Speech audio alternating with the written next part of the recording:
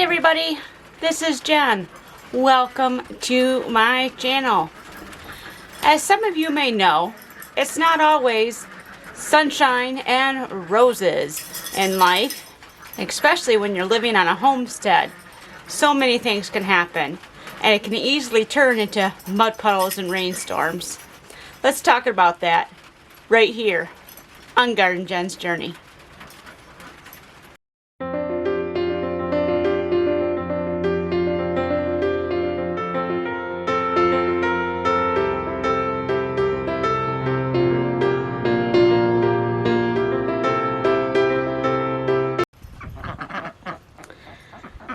The quack attack clan is out here busy playing in the mud as it's been raining like crazy. So they've been excited. Did you go the wrong way, Louie? Yeah, Louie's mad because he can't walk around me. Louie is the patriarch of the clan. He's our only Drake. And then that is Mildred right next to him. She is the matriarch. She's our original hen that we had. And then we got, of course, the other 7 hens from McMurray Hatchery. So we have Louie and Mildred, and then the other 7 of the Quack Attack clan.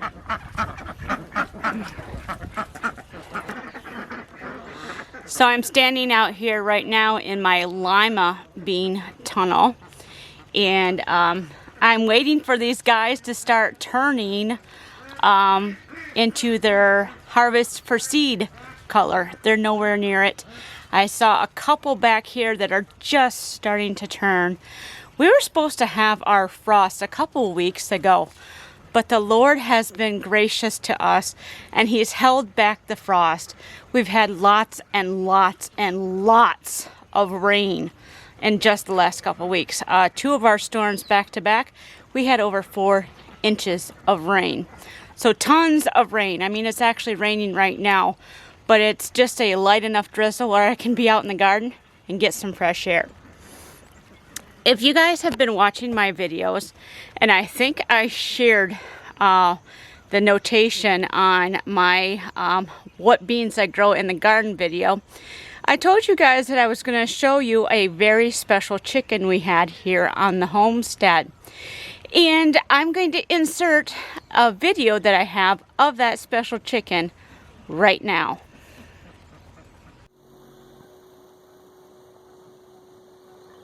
That is Mavis.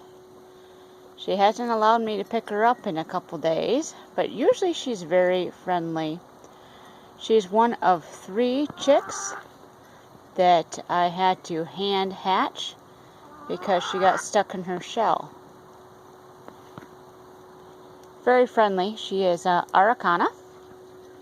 We call her one of our crow babies because she and 4 other of our Araucana hatchlings are black like crows. You can hear her talking to me because she hears me talking. But yeah, she's the first hatchling that I helped hatch. She's such a sweet thing. Alright, so that was the special chicken that we had on the homestead. Now, like I said, not everything is sunshine and roses in life or on a homestead. Sometimes you're dealt some really hefty blows, and that was me this past week. Shortly after I had taped that video of Mavis walking around here with me in my garden, she was killed by our own dogs here on the homestead, and it was not very pleasant. When I came home and saw what was left of dear Mavis, it tore me up something fierce, pun intended, because she had been killed and then eaten, and I can only imagine the terror and the trauma that poor chicken went through during that event. Now, before you say I need to kill my dogs or get rid of my dogs or anything like that, you have to know that in this world, the way that it is, we have predator and prey. And dogs are generally predators, and chickens and some lower birds are prey by nature in this sin world. Now, I've had my dogs for quite a long time. I think I've had Autumn 6 years, and Andy we've had 3. And we use our dogs to herd our chickens every day. Because they are herding dogs, Autumn's a cattle dog and Andy is a shepherd, which is generally used for sheep herding. They have that herding instinct. And so we put them to use by herding our chickens and our ducks into their enclosures at night. And we've been working with them, we've been training them, and they do pretty good. Occasionally they get a little rambunctious and they'll pin a chicken down and stuff because they know that the chicken's not going in the right spot. But generally they don't harm our birds. They know better. And we've been working with them. So when it came to Mavis, our dogs were locked in their pen. And we were gone for the day. And somehow Mavis got into that pen. And there could be quite a few different ways that Mavis got in there. The point is somehow she got in and she couldn't get back out.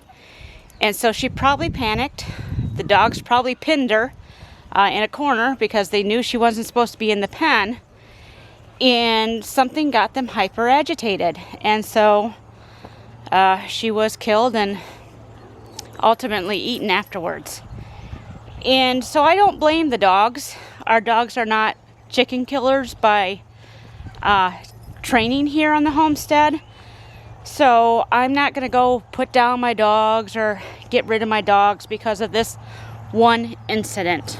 There was another time, about 3 years ago, I think now, that Autumn had killed another bird. But it again was by accident.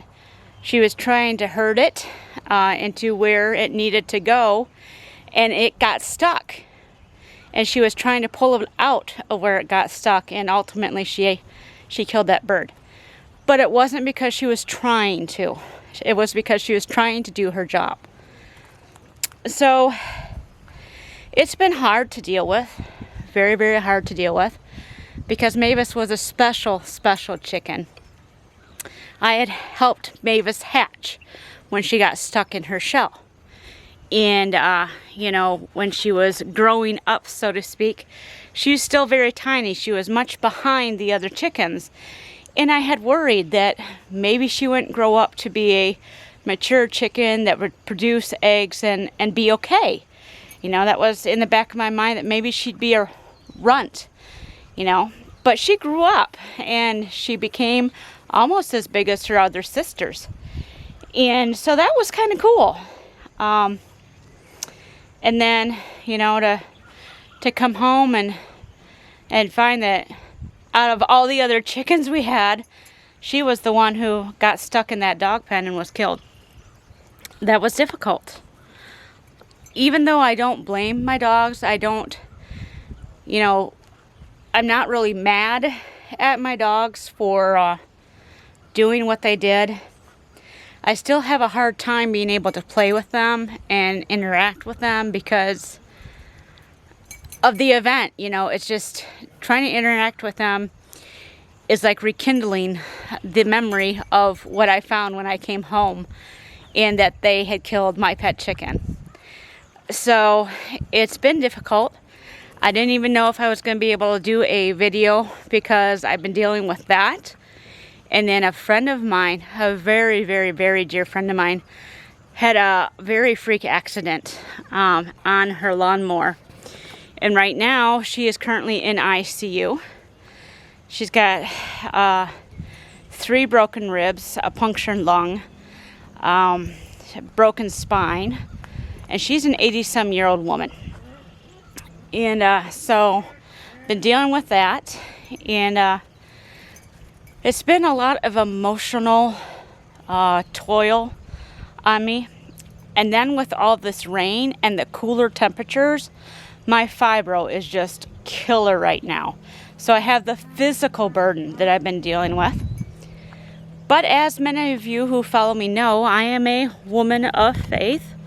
And so I know the precious promise that if I cast my cares upon Jesus, He will lift this burden and it won't be so heavy and cumbersome. And so I've been working at that. I've been trying to let all this crap go and let Him deal with it the way He knows best. And I'm starting to slowly feel better. I mean, the rain hasn't stopped. The cold weather hasn't stopped. So my muscles are just screaming. It's taking everything I have just to hold this camera and talk to you guys today. But I wanted to be able to talk to you guys today. And so I want to encourage you guys.